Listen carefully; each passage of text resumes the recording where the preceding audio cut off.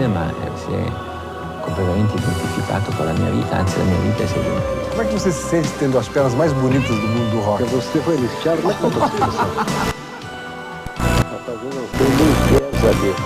América Latina no la veo yo tanto como reporter, más bien como poeta, como visionario. Donde las campañas electorales cuestan 400, 500 millones de dólares. Quem é o Brizola? Olha, eu sou o mesmo. Essa coisa seria impensável no Brasil, digamos, há 20 anos Você atrás. acha que o conceito de beleza nos últimos 20 anos mudou muito no cinema? Ah oui, il y a Cargalet, Julián.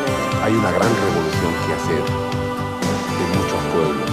Eu acho que é muito importante sair como eu saí, como meu pai sempre fala.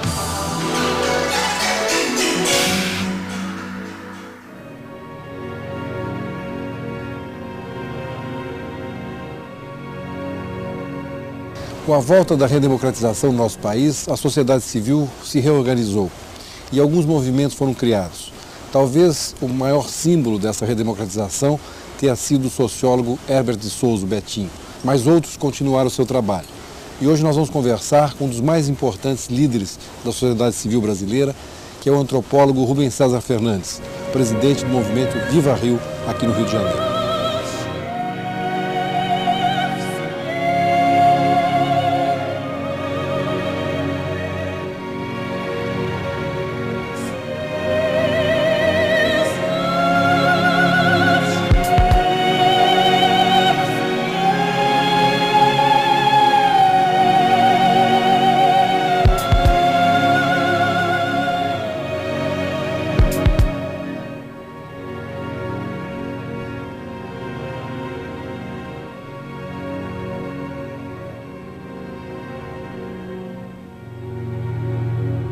É um prazer enorme te receber aqui no nosso programa. E eu queria que antes que você nos contasse um pouco das suas ideias, do que você vem fazendo com o movimento Viva Rio, que você nos contasse um pouquinho da tua história. Nasci em Niterói, nasci crente, família toda protestante, meu avô pastor, meu pai cantando na igreja, minha mãe solista, né? Eu também cantando muita música e muita Bíblia. Minha formação é calvinista, não sei se significa muita coisa para muita gente aqui, mas é uma formação muito severa. Muito rígida, né? É, muito rígida, muito pouca autocomiseração. Meu avô ficava nervoso quando alguém lacrimejava. É como se a gente não tivesse direito sequer de, sobretudo, de ter piedade de si mesmo, entendeu? Então, uma formação assim muito forte, do ponto de vista assim, até da sensibilidade.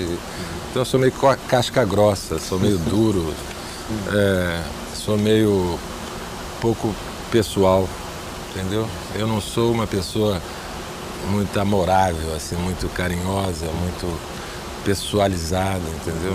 Eu esqueço muito dos detalhes pessoais das pessoas. Você anda no coletivo nesse sentido, né? Eu ando muito numa coisa que é meio assim, missionária, tem esse tipo de defeito. Entendeu? Ô Rubem, você pertenceu àquela geração dos anos 60 aqui no Brasil, né? E você teve que se exilar, né? Como é que foi aquele momento? Olha, eu era muito garoto, né? Eu sou de 43, 60 eu tinha 17, né? Mas peguei ele de cheio, eu não saía do Zica Cartola.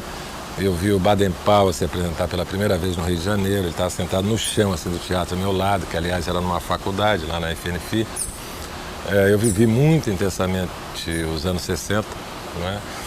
Já, inclusive, na faculdade estudante, eu acabei me envolvendo também como pesquisador do ISEB, que era um instituto de pesquisas, né, conhecido na época.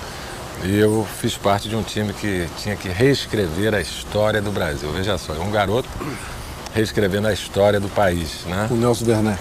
O professor era o Nelson Werneck Sodré, ele tinha um time de 6, né, assistentes, ainda todos eles estudantes.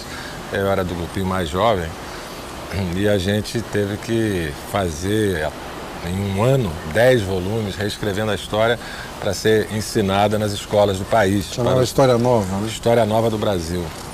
Que me rendeu uns maus momentos na época, porque a gente revia muita coisa, era muito crítico, né? E eu acho que em boa parte com razão até hoje. Era um momento de revisão que ficou. Mas a gente falava mal do Caxias, por exemplo, dizia que ele reprimiu as rebeliões do Brasil afora. E Caxias, patrono das Forças Armadas, naquela época, isso rendeu perseguição, prisão, né? Alguns de nós foram torturados até por conta da História Nova do Brasil. Foi queimado em praça pública, em alguns lugares. Ofendeu muito a ideia de que um grupo de jovens, né, parte daquela geração jovem, era todo mundo muito garoto, todo mundo jovem. O Glauber era muito garoto, o Che Guevara era garoto, entendeu? O Bob Dylan era garoto. Era uma geração que com pouco mais de 20 anos estava tentava reescrever o mundo, né? E meio que achando que ela tinha essa capacidade, né? E era muito capaz, muito criativa. A gente viu acontecer, né, um encontro no Brasil entre o pessoal do jazz, com uma formação sofisticada de música, com o Brasil popular, né? Isso acontecia todo dia, era cada dia um outro personagem que a gente encontrava. Então eu vivi esse momento, vivi aqui e vivi na Europa do Leste. Por que você escolheu a Polônia justamente para viver? Olha, eu pertencia àquela esquerda marxista. Eu ainda era de igreja e havia um grande debate na igreja, jovem, né? Uma parte foi criar a AP, a Ação Popular, o Betinho e outros. Os principais líderes. E eu fiz parte de um grupo menor que achou que AP, Esquerda Nova, não era o bastante, era preciso ir até o fundo. E eu descobri esse fundo em Cuba. Eu fiz parte de uma delegação em 61. Eu era ainda estudante da secundária, né? Segundo grau. E fui a uma delegação a Cuba e fiquei maravilhado com o que eu via lá. 2 anos de Revolução. E lá na Praça de Havana eu resolvi, não, tem que ser do partidão mesmo, não tem jeito, tem que ir até o fim. Eu ainda era religioso, meu grupo era religioso, minha fé, mas eu fiz essa opção. Já em Cuba, voltei já decidido a entrar no outro lado, a pular a cerca, né, naquela altura. E então até em 61 mesmo fui preso aí na rua e saí no Repórter Esso. E lá em casa foi um horror, meu pai nunca imaginava um filho, subversivo, né, nessa condição, papai, coitado. Até depois foi preso em 64, que tinha o mesmo nome que eu, mas nunca ele imaginaria um filho comunista, né, como se dizia na época. Então eu acabei nesse universo, sabe, de esquerda marxista. E o grande debate da época, do mundo do socialismo, era entre a China de um lado, Mao Tse Tung, né, União Soviética de outro, né, alcançando os Estados Unidos. A promessa é que em breve os Estados Unidos seria comunista. Sputnik, Sputnik, espaço. E a Khrushchev, na época, era um líder muito carismático, muita presença. Batia o sapato na ONU. Na ONU e tal. Dizia, os seus netos serão comunistas. E eles acreditaram nos Estados Unidos, provocou uma comoção. E entre esses dois gigantes, não é, havia uma turma do meio, que eram os italianos. Então, o italiano era o quê? Era mais sofisticado, era mais intelectualizado, gostava mais de liberdade, valores da liberdade, gostava mais de arte. Então, eu pertencia nessa confusão socialista aí, eu era da turma italiana, né? Tinha outros colegas aí conhecidos hoje, Hélio Gasperi era dessa turminha também, sempre foi meio italiano. Aí já é máfia. Aí já é máfia. Então, aí a Polônia, nos países socialistas, era aquele que tinha uma vivência mais próxima dessa coisa italiana. Eles têm razões lá, volta a 56. Então a gente conhecia aqui, eu conhecia uns filmes poloneses, teatro polonês, filósofos poloneses, e traduzia, a gente estudava muito, militar, mas traduzia, escrevia, tinha revista. Então a gente tinha alguma ideia que a Polônia era diferente, entendeu, no mundo comunista. Por isso, quando fechou o tempo aqui... Fechou o tempo aqui, eu fui para a Polônia, né? Fui de trem de Paris, fui de DC3 até Paris, né? Com parada em Recife e Dakar. E nem quis ficar em Paris, eu nunca tinha saído do Brasil, né? Mas tal era a pressa de chegar a Varsóvia, entendeu? Eu peguei um trem, 22 horas acho de trem, e fui viajando pela história que era a nossa história, que a formação de esquerda era uma formação muito internacional, muito europeia, de fato. Entendeu? A gente pensava a história, e história para nós era o máximo. Eu estudei história, né? A história era a ciência da humanidade, né? A única ciência que existe é a história, dizia Marx. Fazia parte daquela noção de que a história caminha, né? Assim caminha a humanidade para um progresso, para a justiça, para a liberdade, né? Para o desenvolvimento, tudo isso. Então, a gente via essa história acontecendo na história europeia. Então, andando pela Polônia, em direção à Polônia, eu ia me encontrando com essa história que eu havia aprendido e pela qual me apaixonei. Você chega na Polônia sem falar polonês e lá você faz doutorado, mestrado em filosofia. Lá eu fiz mestrado, cheguei sem falar, mas tem a coisa dos gestos, né? E cheguei garoto, eu tinha 65, eu tinha 21 anos. Então eu cheguei já apaixonado pela Polônia, curioso. Pelas polonesas. Muito bonitas, um comportamento muito diferente das brasileiras, que as brasileiras eram muito recatadas, essa coisa que a gente vê hoje, não é, das mulheres todas com essa volúpia, essa coisa impressionante, não era assim, não é? As nossas colegas eram todas bem vestidas, né? E a Polônia também muito vestidas, mas as polonesas, elas te olham no olho, elas paqueram na rua. Já naquela época, 65 eu estou falando.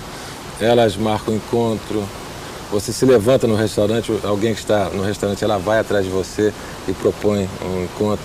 As mulheres polonesas são muito ativas na relação. Isso pra gente era um choque. Chegou no paraíso. Não, cheguei realmente no máximo. E tinha umas policiais femininas, a polícia de trânsito na Polônia. Aliás, boa parte da Europa de Leste socialista era feminina, na Hungria também. E elas dirigiam o trânsito com uma elegância, entendeu? Quase como se fossem umas historiadoras, um balé assim. E a gente ficava na esquina assim, olhando aquelas mulheres policiais, nos apaixonamos, naturalmente. Um de nós, exilados, conseguiu namorar uma policial, foi assim, o herói do negócio, de nós todos. Então, sim, as mulheres polonesas muito me fez descobrir a relatividade dos costumes.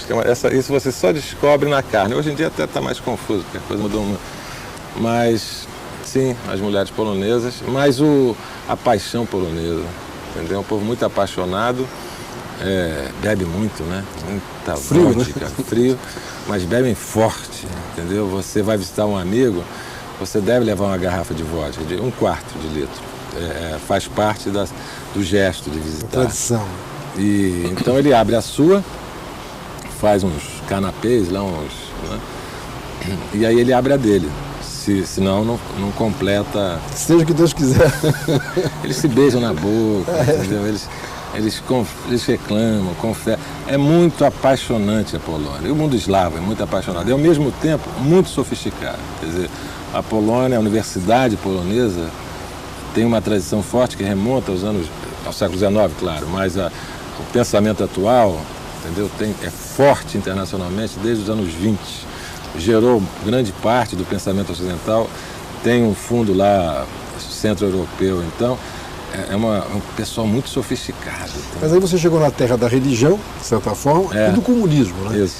E você, com pensamento de esquerda, se depara com o autoritarismo. Como é que foi isso na tua cabeça? Olha, eu fui estudar na universidade, o seminário... Varsóvia. O seminário primeiro que eu participei, que a gente inclusive apresentou, a primeira apresentação que eu fiz com o Pedro Celso, um querido amigo que estava lá, fizemos juntos, a gente fez em inglês e alguém traduzia, a gente ainda não estava sendo capaz de falar em polonês, né? Só ouvia. E era como se fosse uma plataforma de contestação ao regime. A gente não tinha nem entendido o que era isso, mas o professor era o grande ideólogo do regime, Adam Schaff. Então já o primeiro momento foi uma confusão, porque o pessoal achou que a gente, entendeu, estava do lado errado, aí nos isolaram, não queriam falar conosco, achavam que a gente era meio X9, meio, entendeu, informante. É uma confusão de sinais, mas aos poucos eu fui me identificando muito, porque eu morava com estudantes, eram 4 morando juntos por quarto, né? Aquela coisa de estudante, beliche, né? Todos poloneses? Todos poloneses ou algum de outra região, né? Havia muita gente do sul, muito cubano, muito asiático, Indonésia. Você está falando aí já perto de 68, que foi o grande movimento. Ainda não, é 65 para 68. Em 68 eu já era polaco, entendeu? Eu realmente caí de cabeça, me identifiquei. E àquela altura eu já estava totalmente identificado com a resistência, digamos assim, com a contestação universitária, que não era só estudantil. Aí já contra o comunismo. Aí contra o regime comunista, já muito indignado pela Quer dizer, você saiu do autoritarismo de direita no Brasil e caiu no autoritarismo de esquerda na Polônia. Autoritarismo militar, não é? E o totalitarismo assim, partidário, ideológico, né? E é como dor de dente e dor de ouvido, entendeu? É difícil dizer qual é o pior. Mas, então eu acabei envolvido em 68. 68 era o ano das... 68, né? Maio de 68 na França, dezembro de 68 no Brasil, né? AI-5. 68, 69 Nova York, Berkeley nos Estados Unidos. 68 na Polônia, foi em março já que explodiu. Eu acabei participando disso ativamente. Fiz algumas denúncias lá por coisas que assisti. Diante de lá do diretor do partido na universidade, que era o secretário e o diretor da faculdade, e acabei expulso da Polônia também. Então, àquela altura, a gente via todo dia um trem que saía da estação leste da cidade, e o movimento na Polônia da repressão acabou ganhando um caráter antissemita, interno ao partido, que era o judaísmo que sobrou na Polônia, das várias tragédias, né, que aconteceram desde a guerra, tremenda. O que sobrou era um judaísmo comunista, de esquerda, identificado com o regime. Então já era parte de um expurgo interno, entendeu? Então era tudo gente que havia feito aquele regime, que tinha feito aquele país, aquela geração que veio jovem com a guerra, não é, e que ajudou a construir o socialismo na Polônia, que agora era derrubada, né? Então, muito antissemita. E então havia uma estação de onde as pessoas partiam em direção a Viena, né? De Viena então se espalhavam, alguns indo para Israel, às vezes obrigado a Israel pelo governo norte-americano. Muitos pediam visto aos Estados Unidos, mas diziam para ganhar visto para outros países tinham que primeiro ir a Israel, de Israel partir, como se houvesse uma sina, não é? Posta. E então esse pessoal partia, e eu assistindo aquilo todo dia, aquelas partidas, era como se fosse um filme, entendeu, do pré-guerra, no momento em que se partia ainda. Eu parti junto, não tinha dinheiro para pagar a passagem de Varsóvia, parti muito duro, cheguei com os Estados Unidos em 69 com $5 no bolso, 5, peguei um transatlântico, né? Mas de alguma maneira as relações, a solidariedade, nunca passei necessidade, ao contrário, foi um período maravilhoso. Agora, não tinha dinheiro para pagar, eu economizei esse dinheiro de Varsóvia a Berlim, que era a parte socialista. Então eu levei comigo uma garrafinha de vodka, já no regime autoritário, né, de novo, mais fechado, depois de março, e paguei a minha passagem ao condutor com uma garrafinha de vodka. Ele me botou num... Subornou ele? Numa boa. E ele então me botou lá no compartimento, fui deitado, dormindo, trancado, né, por fora, até Berlim, de lá seguir viagem até Paris, e aí avião. Mas antes de chegar nessa tua fase americana, né? Eu queria te perguntar o seguinte: a tua formação é uma formação protestante, como você falou, calvinista, e você foi um país eminentemente católico, que é a Polônia, né?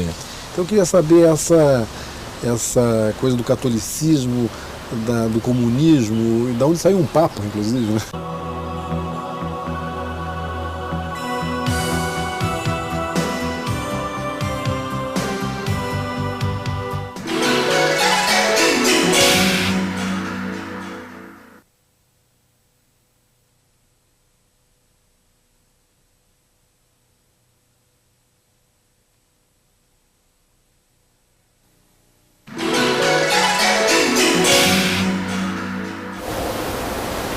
Governor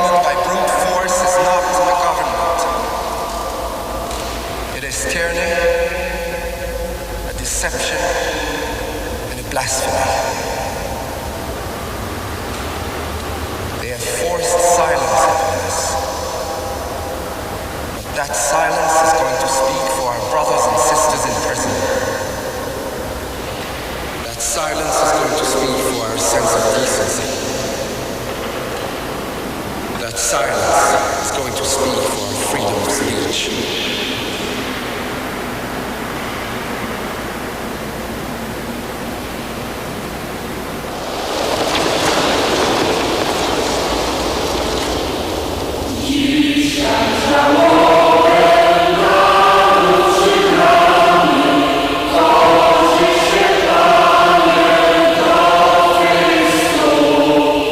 A tua formação é uma formação protestante, como você falou, calvinista. E você foi um país eminentemente católico, que é a Polônia. Né? Sim. Então eu queria saber essa coisa do catolicismo, do comunismo, e de onde saiu um papa, inclusive. Né? E de fato eu inclusive fui bem amigo de pessoas próximas do Papa. Porque ele Wojtyła, né? Karol Wojtyła, era o bispo de Cracóvia. E Cracóvia era um dos centros da igreja, de uma igreja muito ativa e mais aberta, cabeça mais aberta. Tem quem acha o Papa fechado, né? Na Polônia, na liturgia, talvez. No pensamento social, evidentemente, esse Papa foi de uma importância para a abertura do mundo extraordinária, né? Pelo menos do mundo do leste. Então, é um Papa complexo, como é o mundo e como é a Polônia e a Igreja Católica. Mas, então, eu de fato me envolvi com o catolicismo polonês, bastante até, foi mais tarde. Porque eu quando saí da Polônia, eu saí com a cabeça eslava, entendeu? Muito tomado por aquele lado da história. Eu saí, eu lia, pegava o jornal, abria a Europa do Leste, antes de olhar Brasil, de longe. Eu casei com uma polonesa naquela altura, meus amigos eram poloneses ou tchecos, a brincadeira no parque, o jogo voleibol ali na Riverside Park, em Manhattan, era com a turma polonesa, entendeu? Exilados de 68, que muitos deles foram para Nova York. E aí eu fiquei voltando à Polônia, não é, até 89. A última vez que estive lá com gosto forte foi 89. Depois voltei um pouquinho mais rapidamente. Então, foi nos anos 80. Com Solidariedade. Quando a igreja e o movimento de Solidariedade se somam. E aí foi um somatório belíssimo e aprendi ali o universo católico, entendeu? O manto da igreja, né? Essa coisa impressionante que é a ideia de uma profundidade histórica de uma tradição, entendeu? Que ainda está organizada, né? Eu participei de algumas romarias na Polônia, uma delas a gente caminhando de Varsóvia a Częstochowa, que é o santuário Aparecida de lá, são 300 quilômetros de caminhada, né? Eu participei dessa caminhada, eram 100 mil pessoas caminhando, né? 100 mil pessoas, né? Em caminhada, cantando, falando, orando, direto, né? Os pés doídos, feridos, aquele povo caminhando. Isso até hoje se faz? Isso se faz desde o século XVIII, essa romaria, e nunca foi interrompida, mesmo nos tempos de ocupação russa, não é? Esse é um dos orgulhos. Ela já foi um fiozinho, entendeu, dos poucos que mantinham a tradição. Nos anos 80 eram centenas de milhares de, né? Então esse foi o período áureo, digamos, das romarias polonesas, foi justamente com Solidariedade, quando Solidariedade estava proibido pelo regime militar polonês. Eu fiz 2 vezes essa romaria. E você via estudantes jovens, garotada, né, rezando preces assim, medievais, longas, 40 minutos de reza decorada no polonês arcaico medieval ainda. Quer dizer, você vê essa força dessa memória, né? Dessa tradição. E em torno de uma imagem que representava ali a mãe.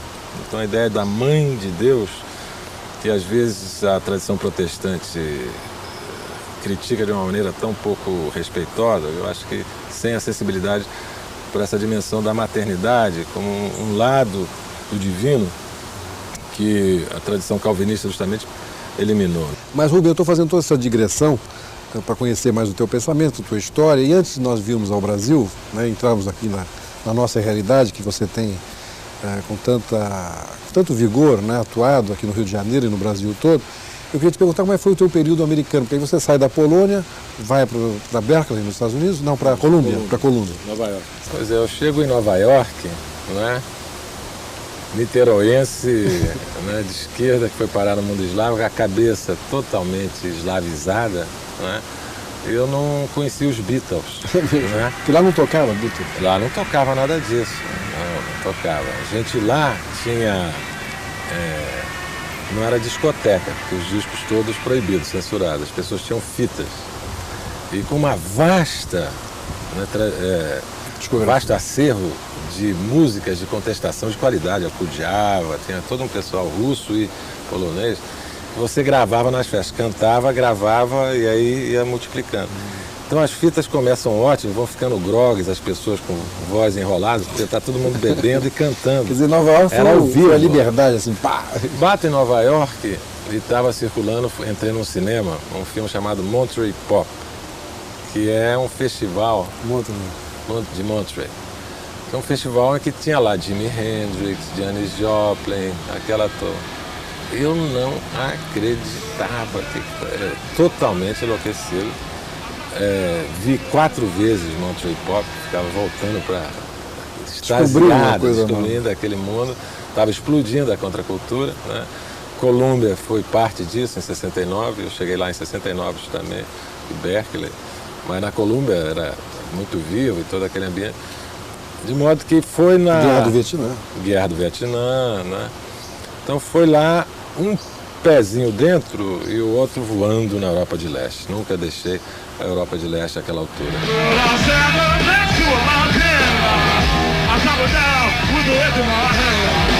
Bom, aí finalmente você volta para o Brasil e começa a atuar no Brasil já final dos anos 60, início dos anos 70. Não, 76. Ah, 76. 76. Você ficou 11 anos fora. 11 anos. Eu estava, inclusive, me preparando para ficar trabalhando nos Estados Unidos, procurando emprego lá já como professor, mas meu pai levou um tiro na cabeça e de uns meninos que entraram na casa dele, pegaram um revólver besta que ele tinha e deram um tiro em papai. E eu recebi essa notícia, era uma sexta-feira de manhã, na sexta-feira à noite eu estava pegando avião, consegui lá, né, dizendo da emergência e voltei. Então, eu voltei antes da anistia, voltei antes do momento em que se julgava o momento de voltar. Né? Foi 78, 79? Precipitado por essa história de papai. Né? E aí fui ser professor, né? E aos pouquinhos fui voltando a combinar essa minha atividade de pesquisa, que eu mantenho até hoje, e a atividade missionária. Né? Agora, Rubens, você se uniu muito ao Betinho, né? E você foi presidente do IBASE, que é um instituto que o Betinho organizou. Né? Isso. Como é que começou essa luta de vocês com a redemocratização, com a sociedade civil, que veio desembocar aqui no Rio de Janeiro, no Viva Rio? O Betinho eu conheço desde garoto, desde o tempo de Uni, anos 60 e tal. Não conhecia muito não, porque não éramos tão amigos, porque ele era de Belo Horizonte, mas eu conhecia do movimento. E depois nos reencontramos no exílio, e aí ficamos amigos, né? E com o IBASE e tal, nos aproximamos. A pergunta era a seguinte, para nós que voltávamos com aquelas preocupações políticas, se fazer o caminho da política, né? Ou se abrir um outro caminho. Ou seja, se entrar para a política partidária, isso, governo, virar candidato, etc. Ou buscar outro caminho. E tanto o Betinho quanto eu e muitos de nós optou justamente por abrir um outro espaço de participação, entendeu? Que é um espaço livre dos constrangimentos partidários. Né? É claro que não tem as graças de ter o poder, realmente estar no centro das decisões, mas tem a liberdade, que é muito preciosa, de cuidar da própria vida, ter um certo controle sobre a própria agenda, né, sobre o que está se fazendo. E o caminho para isso foi uma coisa que a gente chamou ONG, que é um nome totalmente... As organizações não governamentais. Que é um nome assim estratosférico, parece ET. E é de fato uma forma de organizar que a gente importou, né, e que hoje está no mundo inteiro.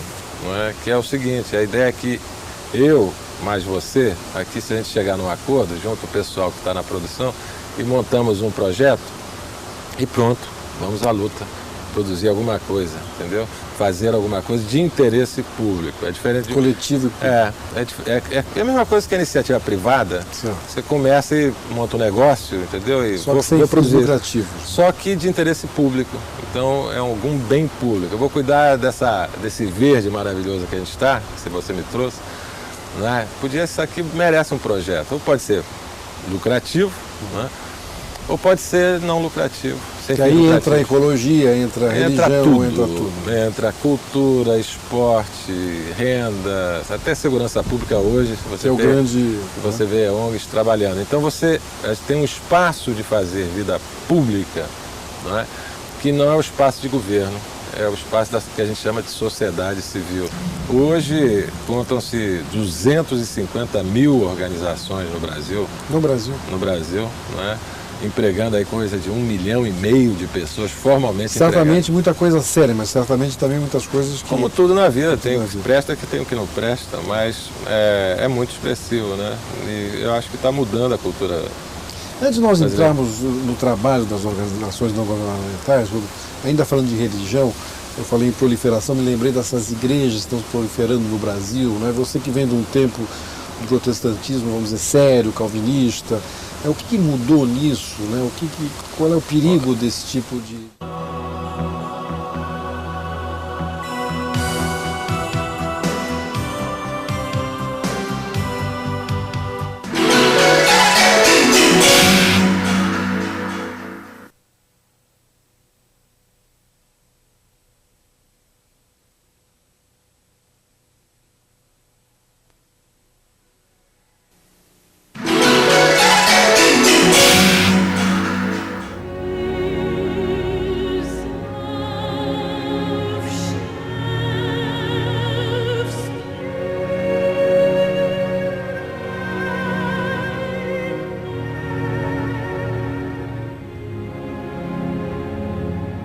Antes de nós entrarmos no trabalho das organizações não governamentais, ainda falando de religião, eu falei em proliferação, me lembrei dessas igrejas que estão proliferando no Brasil, né? Você que vem de um tempo do protestantismo, vamos dizer, sério, calvinista, o que mudou nisso, né? Qual é o perigo desse tipo de... Eu acho que antes de ser perigo, é oportunidade. Eu acho que não há fenômeno cultural hoje no Brasil tão importante quanto o movimento evangélico. Entendeu? O único movimento, o único lugar em que você chega, as pessoas estão dizendo: eu vou colher, vou plantar e vou colher, vou fazer e vou vencer.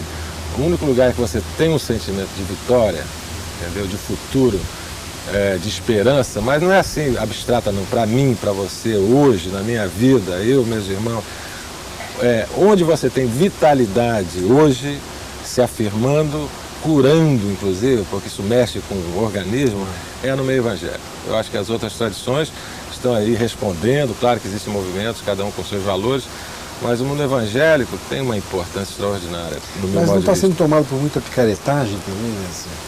Mas eu acho que a imagem da picaretagem é uma imagem preconceituada.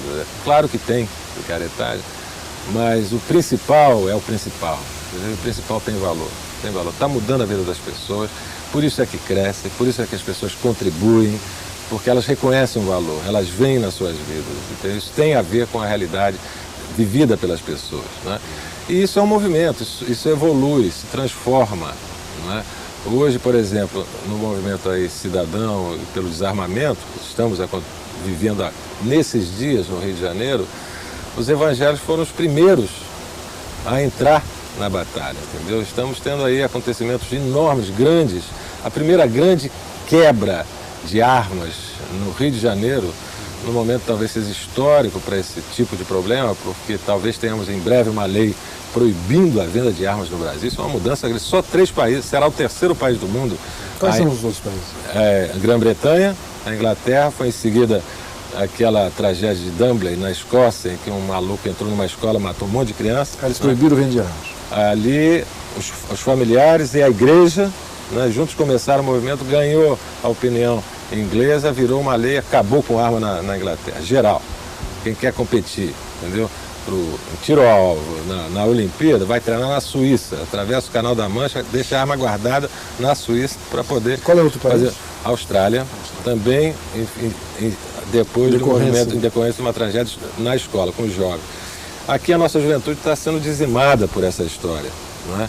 Da violência armada, não é? No Brasil. O que você descobriu pesquisando nessa questão das armas no próprio desarmamento? Veja só, a imagem que temos hoje é o seguinte: qual é a arma do crime realmente perigosa?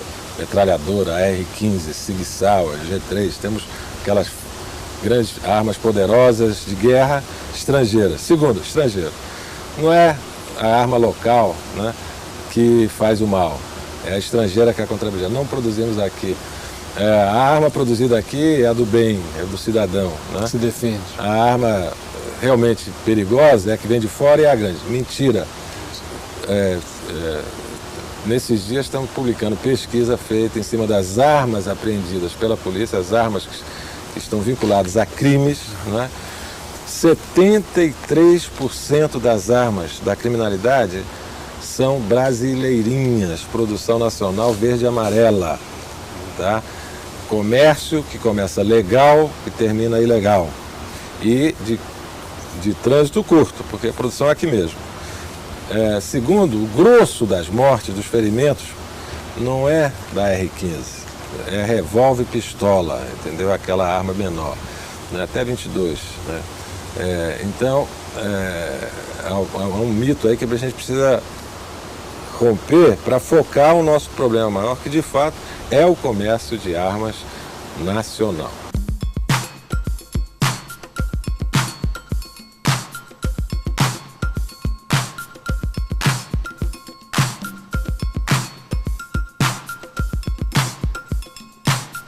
Agora, o Rio de Janeiro sofreu durante muito tempo, né, a pecha de ser a cidade mais violenta do Brasil. Hoje, São Paulo talvez tenha tomado esse lugar, né?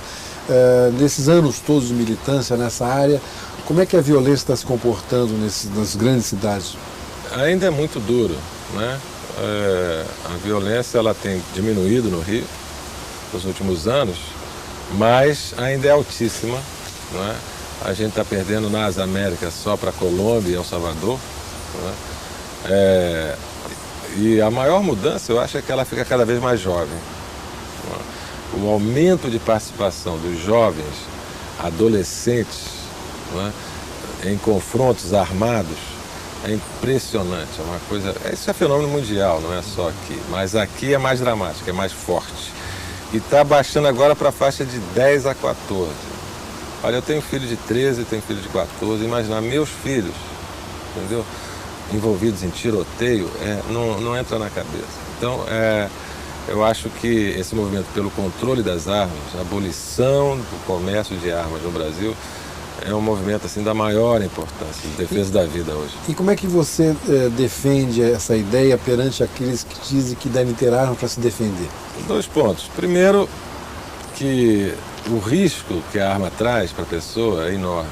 Quer dizer, as chances da pessoa se dar mal com a arma são muito grandes, maiores do que ela se dar bem. Você vai enfrentar alguém que... Ele é apanhado de surpresa, não é? Ele é apanhado por alguém que já está nervoso, quando vê o sinal da arma, reage.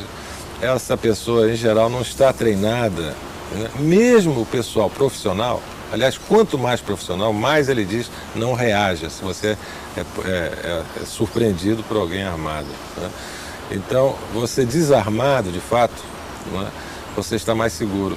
Você tem menos chances de criar uma situação que provoque, não é, um desenlace armado, né, de ferimento ou morte. Agora, as pessoas veem isso escrito, mas não acreditam, entendeu? Não, mas a mim eu quero ter, né? E aí que vem a tragédia. A quantidade de acidentes com arma de fogo, vítimas de acidente pelo uso da arma, é enorme no Rio de Janeiro. E esse processo de devolução de armas está ocorrendo?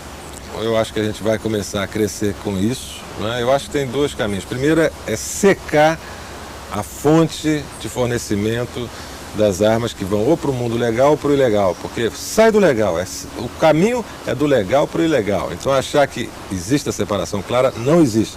Sobretudo entre nós, o limite entre o comércio legal e ilegal é totalmente confuso, entendeu? Entra legal, vai para o ilegal, volta para o legal, vai para o ilegal. É aquela zona da zorra brasileira, né, potencializada pela zorra jovem. Tem pessoal, inclusive de classe média, né, indo para a festa da sexta-feira à noite armado, com medo da confusão que vai acontecer na festa pelo rapaziada mais forte, né? Então os bares agora estão botando detector de metal, né? Parece aquela coisa, isso é enlouquecido. São nossos filhos que estão indo para a festa todo fim de semana, né, num ambiente cheio de armas. Então diminuir o fornecimento de armas através da proibição do comércio, né? A polícia tem que correr atrás, né, do comércio ilegal, da bandidagem armada, né? É preciso reprimir e também convencer, atenção, convencer os bandidos que também pensam de que arma não compensa, entendeu? Não é só o crime que não compensa, a arma não compensa. Em outros lugares o pessoal pensa 2 vezes antes de puxar a arma e usar, porque é pior o uso da arma, entendeu? Atirar contra a polícia, então, nem se fala, o cara pensa 10 vezes, porque se dá mal. Aqui virou trivial, o pessoal está dando tiro dentro de ônibus, dentro de onde for, viu que a polícia começa o tiroteio.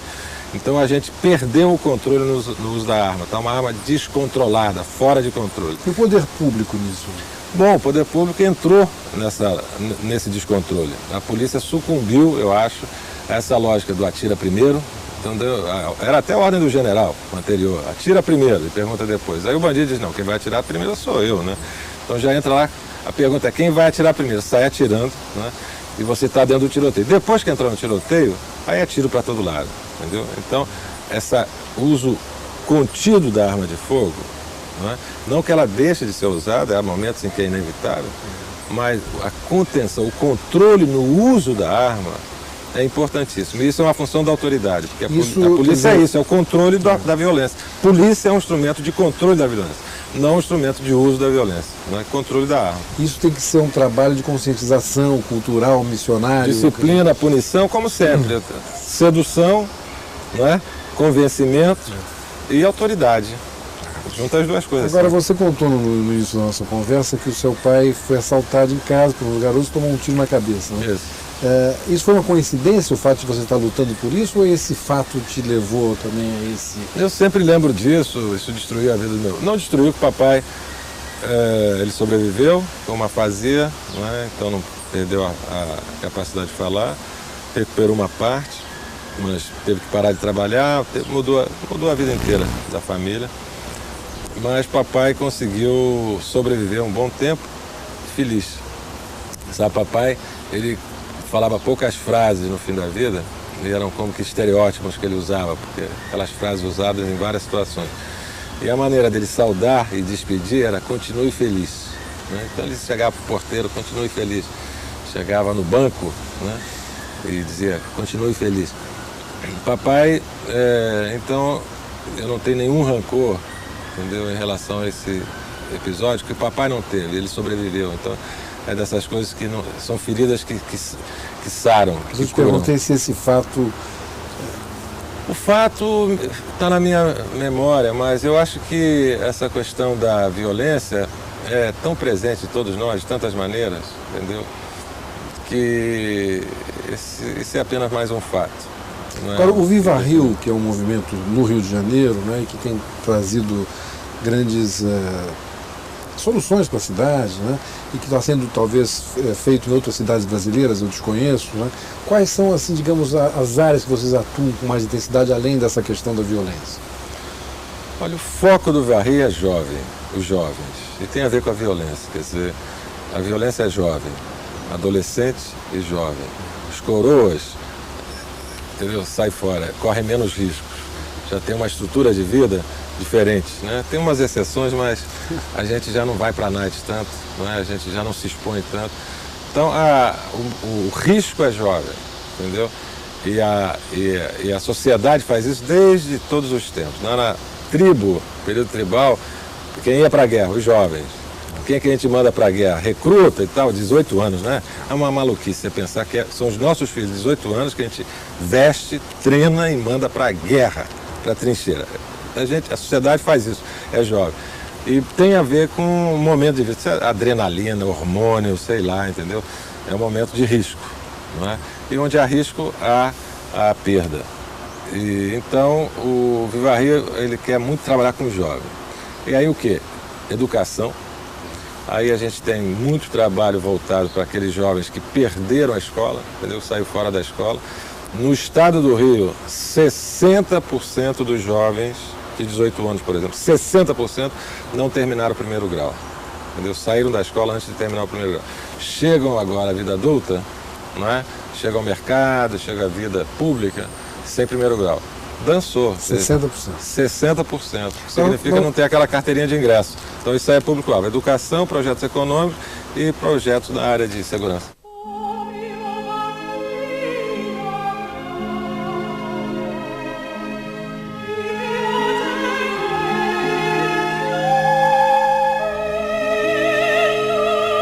Nós não falamos aqui na questão da droga, né, Rubem? Como é que essa questão também permeia esse lado da arma, da violência? Olha, a droga e a arma, os dois tráficos chegaram juntos, aí pelos anos 80, com intensidade, e provocaram essa epidemia de violência, né? Esse descontrole da violência. Essa guerra civil não declarada. É, e eu prefiro chamar epidemia, como se fosse uma patologia social, entendeu? Um processo realmente epidêmico, e que, portanto, pode ser controlado. Eu acho que o primeiro passo para controlar a epidemia é separar a droga da arma, entendeu? O casamento é letal e epidêmico. A separação permite você ter duas estratégias diferentes. A arma mata todo dia, toda hora, entendeu? De um jeito que a droga não mata. A droga é uma coisa mais lenta. A arma dá poder, entendeu? Então você pode ter pessoal traficando, por exemplo, em Copacabana, Zona Sul, em qualquer cidade brasileira, em tudo quanto é base. Sempre tem. Você quer uma droga? Pergunta a alguém do lado que a pessoa sabe como conseguir. No ato. Essa é a verdade, né? É formiguinha, está por todo canto. É uma coisa disseminada. Não é? A arma não. A arma onde você usa, você tem poder, dá poder. A droga é mais negócio, é mais business. Entendeu? A arma é mais poder. É diferente. O negócio da arma é mais estreito, mais segmentado. Ela se distribui, mas são menos pessoas. O esquema é menor. Então eu acho que é preciso separar, ter duas estratégias.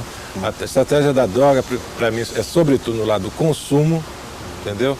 Diminuir o consumo, aí é educação, é moral, é papo, é conversa. E para conversar precisa abrir, senão não dá nem para falar, que o pessoal esconde, entendeu? O pai que chega perto do filho e começar já, né, é crime, e aí vamos conversar sobre o crime, não dá, o menino se esconde. Então eu acho que a escola tem que falar de droga numa boa, entendeu? Diferenciar tipo de droga, maconha é uma coisa, crack é outra, totalmente diferente, pelo amor de Deus, não mistura. Mas é preciso, a droga pede conversa, pede atendimento, pede pessoal de saúde, pede pessoal de igreja, pede cultura, cabeça, música, sedução. A arma pede polícia, lei, entendeu? E fora com a arma. Então, são duas estratégias, então eu não estou querendo ser leniente com a droga, eu estou dizendo que são duas histórias muito diferentes e é preciso separar uma coisa da outra e ter uma estratégia prioritária para as armas, porque a arma é que traz a violência, entendeu? A droga alimenta a arma que traz a violência. Agora, Rubens, nós estamos já chegando mais ou menos no final do nosso programa e conversando com você, te conhecendo, nós sabemos que você tem esse espírito missionário, né? É o que te move, e essa coisa da religião sempre por trás, né? Mesmo você tendo participado de tantos movimentos políticos, vindo do comunismo, né? E você chegou a fazer essas procissões que você contou na Polônia, né? Mas aqui no Brasil também, carregando cruz, né? E você escreveu um livro, inclusive, dialogando com o personagem Zé do Burro do Dias, né? Dias Gomes. Conta um pouquinho isso antes de terminar o programa. Olha, o Brasil é um país de romarias, né? Quando eu me interessei pelo catolicismo, eu fui atrás das romarias e das procissões. E eu quis fazer junto para conhecer, né? Então eu fiz uma promessa, não que eu fizesse a promessa, eu acompanhei um promesseiro que carregava uma cruz de mais de 100 quilos, né, de Itu a Bom Jesus de Pirapora, são 50 e poucos quilômetros, e carregamos juntos essa cruz. Eu queria sentir o peso da cruz, né? Em resumo é o seguinte, o Zé do Burro, a promessa do Dias Gomes é uma viagem sem volta, né? Ele morre e entra e chega ao seu destino, né? Que é a visão dos anos 60, entendeu? Da história que tem um fim, né? É messiânica, estamos chegando lá. E então o promesseiro que eu conheço, brasileiro, ele vai e volta, entendeu? Todo ano. E a promessa dele tem valor porque ele vai e volta. Ele vai contrito e volta festeiro, entendeu? Ele quando vai, ele carrega todos os sinais dos amigos e tal. Quando volta, ele tem um momento de festa e depois tem um momento de frustração porque ele deixa de ser o grande personagem, entendeu? O nosso promesseiro brasileiro... São milhares? Olha, só em Bom Jesus de Pirapora são centenas de cruzes, 300, 400, que chegam a cada Semana Santa. Basta ir ali pertinho de São Paulo. Hoje em dia você vai de ônibus urbano, e são centenas que estão chegando e que vêm caminhando de várias distâncias. De Piracicaba são quase 200 quilômetros, muitos carregando. E tem cruz de toda qualidade. Tem a cruz caixote, que é grossa, oca. Tem a cruz fininha, né? Tem a cruz com rodinha, né? Tem a cruz de madeira verde, tem a cruz de madeira. E cada cruz é pintada de um jeito, desenhada de um jeito. As cruzes são os sinais, entendeu? E é um pouco o Atlas brasileiro. Ele bota o seu mundo nas costas e carrega esse mundo. Ele diz, eu carrego o meu mundo. Com os seus pecados, com as suas dificuldades. E as suas inseguranças, suas dificuldades, né? Botar o mundo nas costas e carregar. E é um Atlas muito interessante, sabe? Às vezes brincalhão, muito namoro na Romaria, né? Muita paixão repentina, né? Muita traição na Romaria. Sobretudo depois que você entrega, você diz, entreguei, não devo nada. Aí festa, carnaval, entendeu? O pessoal bebe, canta. Mulher vira macaco, né? Lá em volta. Aquelas mulheres, como tem no Arraial, né? Nos parques de diversão, aquela mulher que vira macaco. Todos esses personagens estão lá. O papagaio que escolhe a sorte, né? Então, o pagador de promessas que eu conheci não é messiânico. A tradição messiânica brasileira é marginal, entendeu? É parte da memória da esquerda, da contestação, à espera da grande redenção. Ou então ela se reencontra no pentecostalismo, que acha que o mundo vai acabar e por isso está apostando no confronto forte. Mas a grande tradição brasileira é carnavalesca, eu acho, entendeu? Todo ano tem. Então é um mundo mais cíclico, é um mundo menos... É um mundo sem fim, entendeu? É um mundo que, graças a Deus, estamos aí de novo, né? Não é um mundo do progresso, entendeu? E das soluções finais, né? Rubem, é menos totalitário que o mundo europeu. Mas, Rubem, para uma coisa assim, sintética, final, né? Você que está participando de todos esses movimentos, convivendo com essa juventude nos morros, a pessoa mais pobre, essa coisa religiosa que habita dentro de você, né? Como é que anda a esperança no teu coração? Olha, eu não tenho nem tempo de me perguntar sobre esperança, entendeu? Para mim, esperança é uma graça, é um dom, é um acontecimento. Você não pode deduzir esperança, não pode produzir esperança, não pode demonstrar que é preciso ter esperança. A esperança acontece com você. E para mim, eu sou yang, entendeu? A esperança está do lado de fora. Quando eu esqueço de mim. Os orientais têm um modo de se esquecer, não é? De encontrar iluminação, de encontrar, digamos, eles nem falam de esperança, mas de encontrar um estado de satisfação plena, justamente no processo de esquecimento ou de superação da autoconsciência, né? De ficar essa preocupação consigo mesmo. A gente começa a se olhar. E eu acho que o mundo que vivemos, a tradição judaico-cristã, o mundo ocidental, um mundo muito da ação, né? E nesse mundo a esperança está do lado de fora. Eu acho que quando você olha a outra pessoa, você se esquece de si, aí você começa a achar coisas interessantes na vida, entendeu? E achar engraçadas as coisas, a se divertir, a se ocupar. E aí você está cheio de esperança sem saber que você precisou dela, né? Não há... A desesperança é uma perda terrível de vida, entendeu? Terrível. E é muito triste quando você percebe que está definhando na desesperança. Então eu procuro manter os olhos abertos E minha mulher diz até que é uma maneira de eu fugir dos meus problemas. Porque ela procura mais por dentro, ela é mais oriental. Mas é assim que eu mantenho a esperança, é de olhos abertos. Participando. É. Obrigado. Obrigado.